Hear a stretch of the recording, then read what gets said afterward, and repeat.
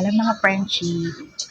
Hello mga friendship, andito na naman ako sa dialysis center. Siyempre, ayan, nakikita niyo ba yung pistol ako? Oh, medyo maliit siya ngayon, hindi siya galit. Kasi pag mataas ang BP ko, medyo malaki yun. Tapos ito, maganda kasi yung mood ko today, so nagsuot ako ng pink. Kasi din yung ate ko, siyempre may financial, o diba? Kaya masaya ang dala niya. Joke lang yun. Hindi, binigyan kasi ako ng ate ko ng pera. Siyempre, kakain na naman ako, di ba? Di ang sarap-sarap. Ayan.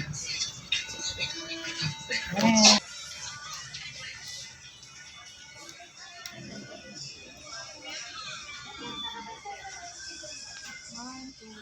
Medyo masakit ang tusok, pero syempre walang magagawa. Ito kasi ang aking buhay or nagdudugsong ng buhay ko. God bless, bye!